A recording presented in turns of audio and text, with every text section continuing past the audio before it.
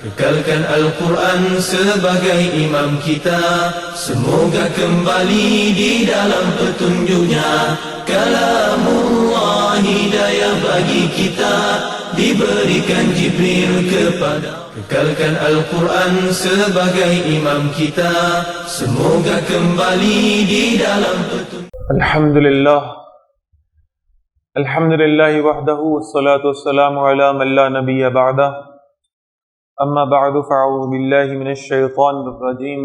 بسم الله الرحمن الرحيم يا أيها الذين آمنوا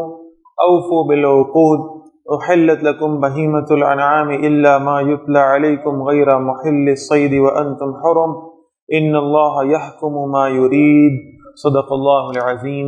رب اشرح لي صدري ويسر لي أمري واحلل عقدة من لساني يفقهوا قولي واجعل لي وزيرا من أهلي آمین یا رب العالمین۔ سورۃ المائدہ کا آغاز ہے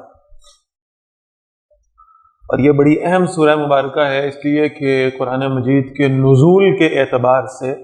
جو آخری آیات آئی ہیں وہ اسی سورہ مبارکہ میں ہیں، اور قرآن مجید کے فائنل احکامات ہیں جو اس سورہ مبارکہ میں ہمیں ملیں گے۔ اسی لیے چونکہ اس میں احکامات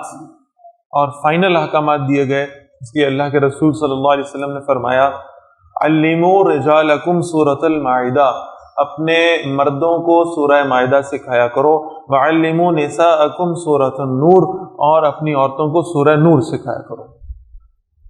تو مردوں کو خاص طور پر سورۃ المائدہ سکھانے کا حکم دیا گیا۔ بسم اللہ الرحمن الرحیم یا ایھا الذین آمنوا، اے ایمان والو، اوفوا بالعقود، اپنے عہد کو پورا کیا کرو۔ احلت لکم بہیمۃ الانعام، حلال کر دیے گئے ہیں تمہارے لیے مویشی چوپائے، الا ما یتلی علیکم، سوائے ان کے کہ جو تمہارے اوپر ابھی سنائے جائیں گے، تم پر تلاوت کیے جائیں گے، یعنی جن کی لسٹ جانوروں کی آگے آ رہی ہے، ان کے سوا باقی سب حلال ہے۔ غیر محل الصید وانتم حرم، نہ سمجھنے والے ہو شکار کو حلال جبکہ تم حالت حرام میں ہو۔ ان اللہ یحکم ما یرید، بے شک اللہ حکم دیتا ہے جو چاہتا ہے۔ یا ایھا الذین آمنوا، اے ایمان والو، لا تحلوا شعائر اللہ، اللہ کی نشانیوں کی بے حرمتی نہ کیا کرو، ولا الشہر الحرام، اور نہ ہی حرمت والے مہینے کی، ولا الہدی، اور نہ ہی حرم میں قربان ہونے والے جانوروں کی، ولا القلائد، اور نہ ہی ان جانوروں کی جن کے گلوں میں پٹے بندھے ہوئے ہیں، یعنی جن جانوروں کے بارے میں یہ نشانی لگا دی جائے کہ یہ قربانی کے جانور ہیں، اللہ کے راستے میں قربان کرنے کے لیے مختص کر دیے گئے ہیں۔ ولا آمین البیت الحرام، اور نہ ہی محترم گھر کا ارادہ کرنے والوں کی، یبتغون فضلا من ربہم ورضوانا، جو طلب کرتے ہیں اپنے رب سے فضل اور اس کی خوشنودی۔ وَإِذَا حَلَلْتُمْ، اور جب تم احرام کھول دو، فاصطادوا، تو پھر شکار کر لیا کرو۔ وَلَا يَجْرِمَنَّكُمْ شَنَآنُ قَوْمٍ، اور تمہیں کسی قوم کی دشمنی اس بات پر نہ اکسائے، ان صدوکم عن المسجد الحرام، کہ انہوں نے تمہیں روکا مسجد حرام میں جانے سے، ان تعتدوا، کہ تم زیادتی کرو، وتعاونوا علی البر والتقوی، اور باہم تعاون کرو نیکی اور تقوی کے کام میں، ولا تعاونوا علی الاثم والعدوان، اور گناہ اور زیادتی کے کاموں میں تعاون نہ کیا کرو۔ یعنی اس بات سے بالاتر ہو کر کہ نیکی کرنے والے کا، خیر کے کام کرنے والے کا، اللہ کے دین کی دعوت دینے والے کا تعلق کس مسلک اور جماعت سے ہے، صرف نیکی اور تقوی کے ضمن میں اس کا ساتھ دینا، اس کی مدد کرنا، یہ مطلوب ہے، اور گناہ اور زیادتی کے کاموں میں سپورٹ کرنے سے منع فرمایا گیا ہے۔ واتقوا اللہ، اور اللہ کی نافرمانی سے بچو، ان اللہ شدید العقاب، بے شک اللہ سخت سزا دینے والا ہے۔ حرمت علیکم المیتہ، حرام کر دیے گئے ہیں تم پر مردار۔ اب یہ پوری لسٹ آپ کے سامنے آئے گی کہ جن چیزوں کو کھانا حرام کر دیا گیا ہے۔ حرمت علیکم المیتہ، حرام کر دیں گے تم پر مردار، والدم، اور خون۔ یہ میں پہلے عرض کر چکا ہوں کہ خون کو بنیادی طور پر حرام بنایا گیا،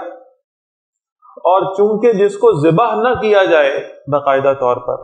اور وہ مردار ہو جائے، مر جائے، تو اس کا وہ جو خون ہے اس کے جسم کے اندر رہ جاتا ہے، اس خون کے اثرات پورے جسم میں پھیل جاتے ہیں، اور اس ایک حرام کے موجود رہ جانے کی وجہ سے اب اس مردار کو بھی حرام قرار دیا گیا۔ ذبح کرنے میں یہ ہے کہ اس کا خون سارے کا سارا ایکسٹریکٹ ہو جاتا ہے، نکل جاتا ہے۔ بل لحم الخنزیر، اور خنزیر کا گوشت بھی. اور اس کے بارے میں بھی ہم پڑھ چکے کہ یعنی سائنس آج یہ مانتی ہے کہ جو جانور اس کی جو خصوصیات، اس کے جو خصائص ہیں، اگر اس جانور کو کھایا جائے، اس کو استعمال کیا جائے تو وہی خصوصیات، وہی خصائص انسان کی فطرت میں اور مزاج میں آنا شروع ہو جاتے ہیں. خنزیر کے حوالے سے معاملہ یہ ہے کہ چونکہ اس کے اندر حیا اور شرم کا کوئی معاملہ نہیں ہے، اس لیے اس کو کھانے سے، اگر یعنی اس کو استعمال کرنا حلال قرار دیا جاتا تو اس کو استعمال کرنے سے انسان کے اندر جو ہے وہ خباثت اور بے حیائی اور بے شرمی والا معاملہ جو ہے وہ کھل کر سامنے آ جاتا. اسی لیے آپ یہ سمجھیں کہ آج کے ادوار میں بھی وہ قومیں جو سود کو اس کو خنزیر کو حلال سمجھتی ہیں اور پھر اس خنزیر کو کھاتی بھی ہیں، ان کے اندر جو معاشرتی اقدار ہے ان کا معاملہ نہ ہونے کے برابر ہے. تو خنزیر کا گوشت بھی حرام ہے. وما اہل لغیر اللہ بہ، اور وہ پکارا جائے اللہ کے سوا کسی کا نام جس پر، یعنی وہ جانور جس کو ذبح کرتے وقت اللہ کے سوا کسی اور کا نام لے لیا جائے. والمنخنقہ، اور گلا گھٹ جانے سے مرنے والا. والموقوذہ، اور چوٹ لگنے سے مرنے والا. والمتردیہ، اور کسی اونچائی سے گر کر مر جانے والا. والنطیحہ، اور سینگ لگنے سے مرنے والا، یعنی اگر دو جانور آپس میں لڑ پڑے اور دوسرے جانور کا سینگ لگنے سے اگر یہ مر گیا تو یہ بھی حرام ہے. وما اکل السبع، اور جسے کسی درندے نے کھا لیا ہو، الا ما ذکیتم، سوائے اس کے جسے تم ذبح کر لو. یعنی اس سے مراد ہے کہ اگر شکاری جانور کسی پر چھوڑا گیا ہے، وہ صرف زخمی کرایا اس جانور کو اور آپ نے پھر اسے پکڑ کر ذبح کر لیا ہے تو اسے کھایا جا سکتا ہے. وما ذبح علی النصب، اور جسے ذبح کیا گیا ہو نصب پر، آستانوں پر. یہ بنیادی طور پر یہ سمجھیں کہ یہ کچھ پتھر تھے اور یہ پتھر نصب کر دیے گئے تھے مکہ کے باہر، اور یہ کہا جاتا تھا کہ یہ فلاں فلاں بت کا یہ آستانہ ہے، اور یہاں پر اگر اس بت کو کوئی نظر و نیاز دینی ہے، جانور ذبح کرنا ہے، تو اسے ظاہر ہے کہ حرم میں تو کسی شے کو ذبح کرنے پہ پابندی تھی، لہذا وہاں سے باہر ان آستانوں پر، ان پتھروں پر اس جانور کو لٹا کر اور اس کو ذبح کر دیا جاتا تھا. لہذا یہ کہا گیا کہ وہ آستانوں پر جو چیزیں ذبح ہوئی، جو جانور ذبح ہوئے، ان کو بھی تمہارے لیے حرام کر دیا گیا. وَأَن تَسْتَقْسِمُوا بِالْأَزْلَامِ، اور یہ کہ تم تقسیم کرو گوشت کو جوئے کے تیروں کے ساتھ، یعنی یہ فال نکالا کرتے تھے گوشت تقسیم کرنے کے لیے. ذالکم فسق، یہ سب نافرمانی کے کام ہے. الیوم یئس الذین کفروا من دینکم، آج مایوس ہو گئے وہ لوگ جنہوں نے تمہارے دین سے کفر کیا ہے. فلا تخشوہم، تو ان سے نہ ڈرو. واخشونی، اور اللہ فرما رہے مجھ سے ڈرا کرو. الیوم اکملت لکم دینکم. یہ ہے نزولی اعتبار سے قرآن مجید کی آخری آیت. جب خطبہ حجۃ الوداع کے موقع پر اس آیت کا نزول ہوا اور فرمایا گیا الیوم اکملت لکم دینکم، آج کے دن میں نے تمہارے لیے تمہارے دین کو مکمل کر دیا. واتممت علیکم نعمتی، اور تم پر اپنی نعمت کا اتمام کر دیا. اب آپ یہ دیکھیں یہ دو الفاظ عام طور پر جب ہم ان کا ترجمہ کرتے ہیں تو ایک جیسا کر جاتے ہیں. اکملت، میں نے کمال کر دیا، میں نے پورا کر دیا. واتممت، اور میں نے تمام کر دیا، پورا کر دیا. عام طور پر ہم مانی الفاظ ہیں، لیکن جب یہ ایک جگہ پر استعمال ہو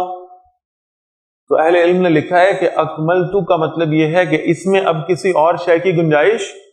نہیں ہے، نہ کوئی ایڈیشن ہو سکتی ہے، نہ سبٹریکشن ہو سکتی ہے، نہ کوئی چیز اس میں کسی شے کا اضافہ کیا جا سکتا ہے، نہ کسی شے کی کمی کی جا سکتی ہے. اتممت کا مطلب یہ ہے کہ بہرحال اضافہ اور کمی تو کسی شے کی نہیں ہو سکتی، لیکن اس کو مزید نکھارا جا سکتا ہے، اس کو مزید خوبصورت بنایا جا سکتا ہے، اس کو مزید بہتر بنایا جا سکتا ہے.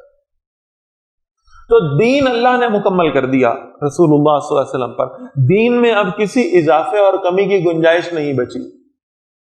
لیکن آپ یہ دیکھیے گا کہ جو اتممت علیکم نعمتی کے الفاظ ہیں یہ بڑے زبردست ہیں، اس لیے کہ رسول اللہ صلی اللہ علیہ وسلم کے دور میں بھی اور پھر آپ صلی اللہ علیہ وسلم کے دنیا سے تشریف لے جانے کے بعد بھی علوم دینیہ کے جو ابواب ہیں وہ بند نہیں ہوئے، بلکہ اس میں آگے سے آگے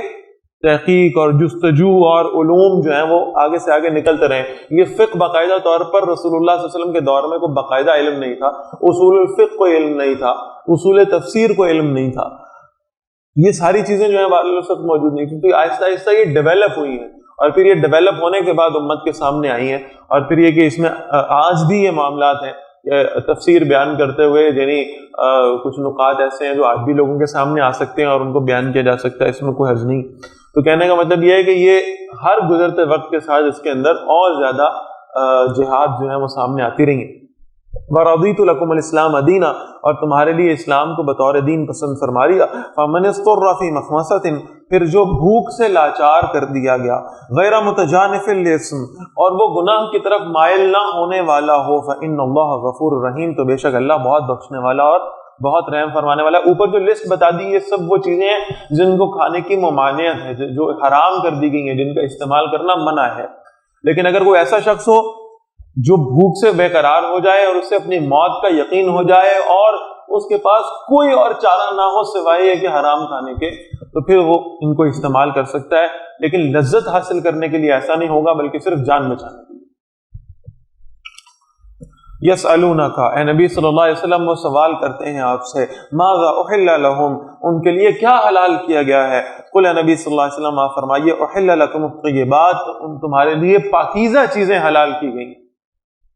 وما علمتم من الجوارح، اور وہ جو تم سکھاتے ہو درندوں میں سے، مکلبین، وہ شکاری جانوروں کو سدھانے والے ہوتے، تعلمونہن مما علمکم اللہ، تم انہیں سکھاتے اس میں سے جو تمہیں اللہ نے سکھایا۔ یعنی اب یہ معاملہ یہ کہ جو شکاری جانور ہیں جن کو چھوڑا جاتا ہے اس بنیاد پر کہ وہ جائیں اور شکار کر کے لے آئیں، سکھائے ہوئے جانور، سدھائے ہوئے جانور، فَكُلُوا مِمَّا أَمْسَكْنَا عَلَيْكُمْ، تو کھاؤ اس میں سے جو وہ تمہارے لیے پکڑ رکھیں، وَاذْكُرُوا اسْمَ اللَّهِ عَلَيْهِ، اور ان پر اللہ کے نام کا ذکر کیا کرو۔ یعنی اگر وہ شکاری جانور اسے اس طرح سے سکھاؤ کہ وہ جس شکار کو پکڑے اسے بالکل مار ہی نہ دے، بلکہ اسے زخمی کر کے پکڑ کے تمہارے پاس لے آئے، یا اسے صرف زخمی کر دے اور تم اس پر جاؤ اور اس شکار پر اس کو ذبح کر لو، اس پر اللہ کا نام لے لو۔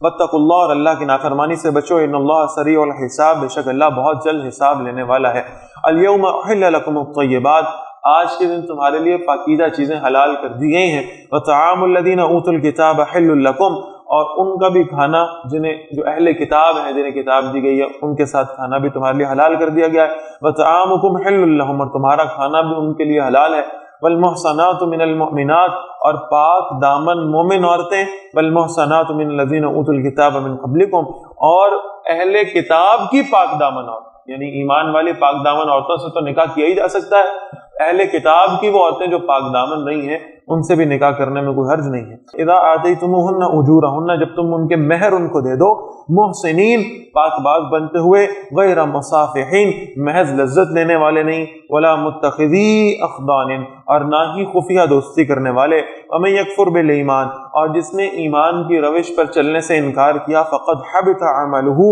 تو یقیناً اس کا عمل ضائع ہو گیا، وہو فی الآخرۃ من الخاسرین، اور وہ آخرت میں خسارہ پانے والوں میں سے ہوگا۔ یا ایھا الذین آمنوا، اے ایمان والو، اذا قمتم الی الصلاۃ، جب تم نماز کے لیے کھڑے ہو، فاغسلوا وجوہکم، تو اپنے چہرے کو دھو لیا کرو، وایدیکم الی المرافق، اور اپنے ہاتھوں کو بھی دھو لیا کرو کہنیوں تک، وامسحوا برؤوسکم، اور اپنے سروں کا مسح کر لیا کرو، وارجلکم الی الکعبین، اور اپنے پاؤں کو ٹخنوں تک دھو لیا کرو، وان کنتم جنبا، اور اگر تم حالت ناپاکی میں ہو، فتطہروا، تو پھر خوب طہارت حاصل کرو، یعنی اس سے مراد یہ کہ غسل کر لو،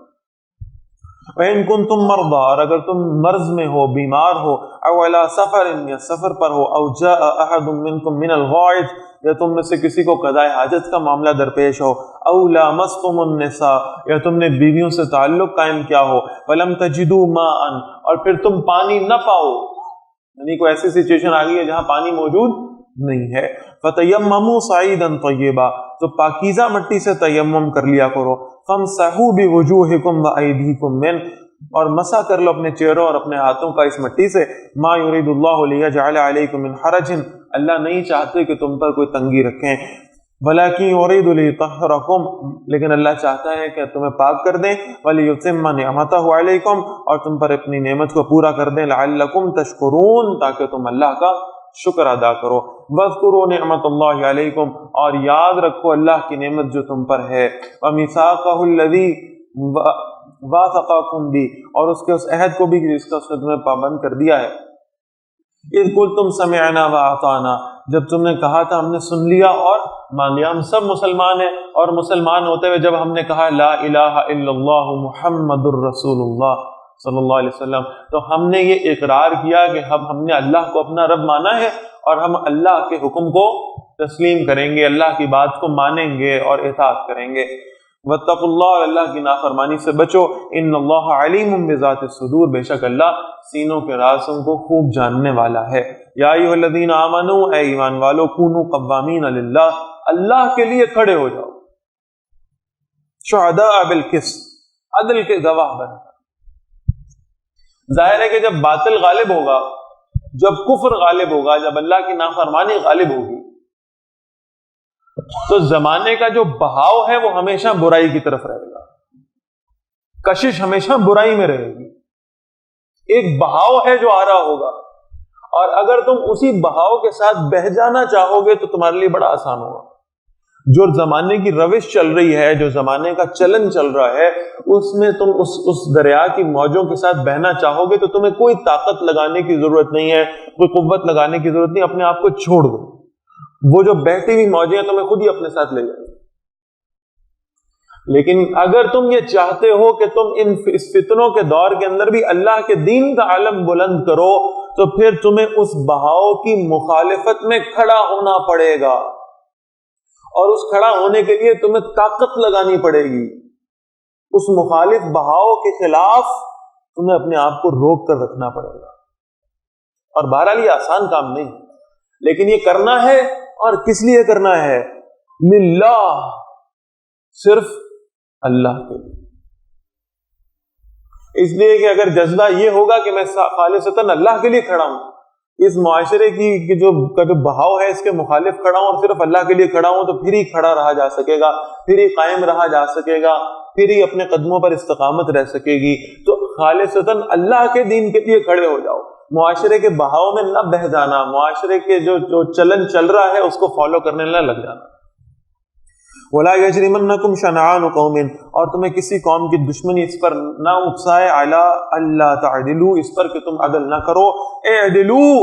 عدل کیا کرو، هُوَ أَقْرَبُ لِلتَّقْوَىٰ، یہ تقویٰ کے زیادہ قریب ہے، وَاتَّقُوا اللَّهَ، اور اللہ کی نافرمانی سے بچتے رہو، إِنَّ اللَّهَ خَبِيرٌ بِمَا تَعْمَلُونَ، بے شک اللہ خوب باخبر ہے اس سے جو تم کر رہے ہو۔ وعد اللہ الذین آمنوا، وعدہ کیا اللہ نے ان سے جو ایمان لائے، وعملوا الصالحات، اور انہیں اچھے اعمال کے، لہم مغفرۃ واجر عظیم، ان کے لیے بخشش اور شاندار بدلہ ہے۔ والذین کفروا، اور جنہوں نے کفر کیا، وکذبوا بآیاتنا، اور ہماری آیات کو جھٹلایا، اولئک اصحاب الجحیم، یہی لوگ ہیں جو جہنم والے ہیں۔ یا ایھا الذین آمنوا، اے ایمان والو، اذکروا نعمت اللہ علیکم، یاد کرو اللہ کی نعمت کو جو تم پر ہوئی، اذ ہم قوم، جب ایک قوم نے تمہارا ارادہ کیا، ان یبسطوا الیکم ایدیہم، کہ تمہارے طرف اپنے ہاتھ بڑھا دیں، فکف ایدیہم عنکم، اللہ نے ان کے ہاتھوں کو تم سے روک دیا۔ یعنی صلح حدیبیہ کے موقع پر مشرکین مکہ یہ سمجھ رہے تھے کہ یہ ہمارے لیے بہت اچھا چانس ہے، یہ مسلمان خود چل کے مکے آ گئے، اور ان کے پاس کوئی جنگی سامان بھی نہیں ہے، ہتھیار بھی نہیں ہے، کل 1400 کی ان کی تعداد ہے۔ آج ہم اگر ان پر حملہ کر دیں تو ان کے یعنی جو بڑی تعداد ہے وہ سب کی سب ہم آج ختم کر دیں گے، اور یہ ہم سے مقابلہ بھی نہیں کر سکیں گے کیونکہ ان کے پاس ہتھیار ہی نہیں۔ تو یہ بہترین موقع ہے، لیکن اللہ فرما رہے ہیں کہ یہ اس وقت آپ کے ساتھ مقابلہ کر سکتے تھے، اس وقت آپ پہ حملہ آور ہو سکتے تھے، یہ اللہ ہے جس نے ان کو روکا، اللہ نے ان کے ہاتھوں کو باندھ دیا، اللہ نے ان کے دلوں میں تمہارا رعب طاری کر دیا۔ واتقوا اللہ، اللہ سے، اللہ کی نافرمانی سے بچتے رہو، وعلی اللہ فلیتوکل المؤمنون، اور اللہ ہی پر چاہیے کہ ایمان والے بھروسہ کریں۔ وَلَقَدْ أَخَذَ اللَّهُ مِيثَاقَ بَنِي إِسْرَائِيلَ، اور یقیناً اللہ نے بنی اسرائیل سے عہد لیا تھا، وَبَعَثْنَا مِنْهُمْ اثْنَا عَشَرَ نَقِيبًا، اور ہم نے ان میں سے 12 سردار مقرر کر دیے تھے۔ وَقَالَ اللَّهُ إِنِّي مَعَكُمْ، اور اللہ نے فرمایا تھا بے شک میں تمہارے ساتھ ہوں۔ لَئِنْ أَقِمْتُمُ الصَّلَاةَ، اگر تم نماز قائم کرتے رہے، وَآتَيْتُمُ الزَّكَاةَ، تم زکوٰۃ دیتے رہے، وَآمَنْتُمْ بِرُسُلِي، اور ہمارے رسولوں پر ایمان لاتے رہے، وَعَزَّرْتُمُوهُمْ، اور ان کی مدد کرتے رہے، وَأَقْرَضْتُمُ اللَّهَ قَرْضًا حَسَنًا اور اللہ کو بہترین قرض دیتے رہے، اللہ کے راستے میں خرچ کرتے رہے، لَأُكَفِّرَنَّ عَنْكُمْ سَيِّئَاتِكُمْ اللہ نے وعدہ کیا تھا ان سے، میں لازماً تم سے تمہارے گناہوں کو دور فرما دوں گا، وَلَأُدْخِلَنَّكُمْ جَنَّاتٍ تَجْرِي مِن تَحْتِهَا الْأَنْهَارُ اور میں ضرور تمہیں داخل کروں گا ان باغوں میں جن کے نیچے نہریں بہتی ہیں، فَمَن كَفَرَ بَعْدَ ذَلِكَ مِنْكُمْ پھر جس نے اس کے بعد تم میں سے ناشکری کی، فَقَدْ ضَلَّ سَوَاءَ السَّبِيلِ تو وہ سیدھی راہ سے بھٹک گیا۔ فَبِمَا نَقْضِهِمْ مِيثَاقَهُمْ لَعَنَّاهُمْ تو اس وجہ سے کہ انہوں نے اپنا عہد توڑ دیا ہم نے ان پر لعنت کی، وَجَعَلْنَا قُلُوبَهُمْ قَاسِيَةً اور ہم نے ان کے دلوں کو سخت کر دیا، يُحَرِّفُونَ الْكَلِمَ عَن مَّوَاضِعِهِ وہ اب تحریف کرتے ہیں، وہ اللہ کے کلام میں اللہ کی باتوں کو ایک جگہ سے دوسری جگہ تبدیل کر دیتے ہیں، وَنَسُوا حَظًّا مِّمَّا ذُكِّرُوا بِهِ اور انہیں بھلا دیا ایک حصہ جس میں انہیں نصیحت کی گئی تھی، وَلَا تَزَالُ تَطَّلِعُ عَلَى خَائِنَةٍ مِّنْهُمْ تم ہمیشہ آگاہ ہوتے رہو گے ان کی طرف سے خیانت پر، بار بار یاد دہانی کرائی جائے گی تمہیں، بار بار یہ بتایا جائے گا کہ کس طرح بنی اسرائیل والوں نے اللہ کے ساتھ کیے گئے عہد میں خیانت کی تھی، کیسے انہوں نے اللہ کی نافرمانی کی تھی، اس لیے کہ کہیں تم ان کی روش اختیار نہ کر لو، کہیں تم ان کے راستے پہ نہ چل پڑو۔ وَلَا تَزَالُ تَطَّلِعُ عَلَى خَائِنَةٍ مِّنْهُمْ اور تم ہمیشہ آگاہ ہوتے رہو گے ان کی طرف سے خیانت پر، إِلَّا قَلِيلًا مِّنْهُمْ سوائے ان کے چند لوگوں کے، فَاعْفُ عَنْهُمْ تو انہیں معاف کرو، وَاصْفَحْ اور انہیں درگزر کرو، إِنَّ اللَّهَ يُحِبُّ الْمُحْسِنِينَ بے شک اللہ احسان کرنے والوں کو پسند فرماتا ہے، وَمِنَ الَّذِينَ قَالُوا اور لوگوں میں سے جنہوں نے کہا إِنَّا نَصَارَىٰ ہم تو نصارہ ہیں، ہم تو عیسائی ہیں، أَخَذْنَا مِيثَاقَهُمْ ہم نے ان سے ان کا عہد لیا، فَنَسُوا حَظًّا مِّمَّا ذُكِّرُوا بِهِ تو انہوں نے بھی بھلا دیا ایک حصہ اس میں سے جس میں انہیں نصیحت کی گئی تھی، فَأَغْرَيْنَا بَيْنَهُمُ الْعَدَاوَةَ وَالْبَغْضَاءَ ہم نے ان کے درمیان میں دشمنی اور نفرت پیدا کر دی، إِلَىٰ يَوْمِ الْقِيَامَةِ قیامت کے دن تک ٹکڑوں میں بٹ گئے، وَسَوْفَ يُنَبِّئُهُمُ اللَّهُ بِمَا كَانُوا يَصْنَعُونَ اور عنقریب اللہ انہیں بتائے گا جو کچھ کہ وہ اپنی طرف سے بنایا کرتے تھے۔ یا اہل الکتاب قد جاءکم رسولنا اہل کتاب تمہارے پاس ہمارے رسول آ چکے ہیں صلی اللہ علیہ وسلم، یبین لکم کثیرا مما کنتم تخفون من الکتاب جو تم پر واضح کرتے ہیں بہت سی وہ باتیں جو تم اللہ کی کتاب میں سے چھپا رہے تھے، جس کو تم لوگوں کے سامنے واضح نہیں کر رہے تھے، وَيَعْفُ عَنْ كَثِيرٍ اور بہت سی باتوں کو درگزر کر دیتے ہیں، قد جاءکم من اللہ نور وکتاب مبین یقیناً تمہارے پاس اللہ کی طرف سے نور آ چکا کتاب اور کتاب مبین واضح کتاب آ چکی۔ Kekalkan Al-Quran sebagai imam kita, semoga kembali di dalam petunjuknya. Kalamullah hidayah bagi kita,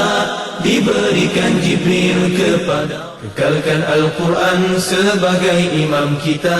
semoga kembali di dalam petunjuknya. Kalamullah hidayah bagi kita.